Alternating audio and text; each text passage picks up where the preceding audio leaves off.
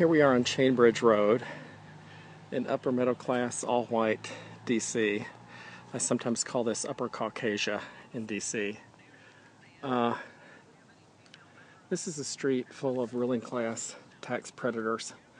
Andrea Mitchell and Alan Greenspan live in a simpler house on this block, and we're going to see it. The ritzier part of the block up the hill was just in my earlier video, but I couldn't make the whole block and the whole street in 10 minutes. This house at one time was purchased briefly by Elizabeth Drew, a particularly bitter, red-headed liberal Democratic journalist who used to be on a show called Agronsky and Company. It was kind of like a liberal version of McLaughlin Group. Only those of you watching TV in the 70s or 80s will know what any of that means.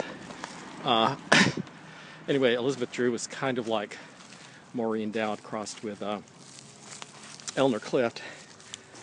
And she bought this house and then immediately resold it to the person who she'd beat in the bidding, because she changed her mind about owning it at 2714 Chainbridge Road, 2724. It was an estate sale then, and Elizabeth Drew decided not to buy it. And another woman, who's actually a former friend of mine, so I'm not mentioning her name, bought it. She was a lesbian Democrat heiress who had purchased it and then also decided she couldn't handle it. This is the Andrea Mitchell Alan Greenspan house at 2710 Chainbridge Road. It's kind of right on the street and all behind the woods. I don't know if we can get a better view of it. I don't think we really can, but anyway, that's a house that Andrea Mitchell bought before she married Alan Greenspan. We're very close to NBC News. And all these wealthy people live across the street from Battery Kimball Park, which is there. So they have their own private park paid for by the taxpayers. And there's no bus here, no metro, and no public transportation to the large parkland that they alone get to use. There are 4 little parking spaces. If you drive here and park in the park, you can use the parking spaces. Anyway, this is the tattier end of Chainbridge Road. Andrea Mitchell lives way down the hill on the tattier end. In fact, there are only 2 or 3 houses, which for this neighborhood would be considered teardowns. 2666. She lives beside 2666. Actually, 2700 is in between. Battery Kimball Park. Public land for their private use is still on the other side. There's another house here. This would be considered a teardown in this neighborhood. I mean, they're all worth $2 or $3 million. And then you hit this little house, which is the caretaker house, I think, for this teeny old cemetery. So Andrea Mitchell lives a few doors down from a cemetery on an extremely wealthy street. The wealthier section of the street is in my other tape. This is part 2 of Chainbridge Road. And she lives near NBC News and Tom Daschle and David Gregory and Jay Carney, the White House liar boy, the pretty James Carville. Anyway, Chainbridge Road here dead ends into MacArthur Boulevard. So that didn't take very long.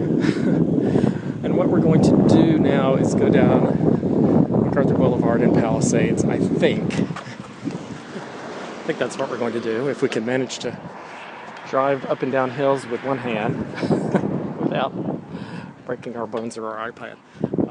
But now we're going to go to Jay Carney's neighborhood and show you where the White House press liar lives in his neighborhood.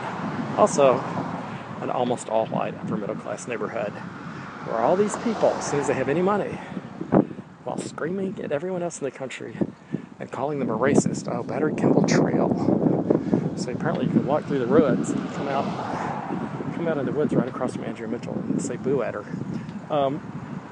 Anyway, all these people move to these upper middle class all white and upper class all white neighborhoods while simultaneously screaming at you that you are a racist if you oppose them and if you oppose their plans to censor, reduce the independence of the judiciary, raise your taxes, bloat the debt, sell islands to Russia, give power to China. If you oppose their plans to inflate the currency, to curtail your liberties, to enslave the nation, you are a racist. Yet they all come over here in a city that's 55% African American. They all come over here and live in all white areas. Anyway, to see the true luxury of the Chambers Road area, to see the first tape. This is MacArthur Boulevard, which, because it's a busier street, is not quite as fancy, and actually even eventually peters out into condos and rental apartments. But it did take us to W Street, and here we are at 4900 W Street. And so we are already in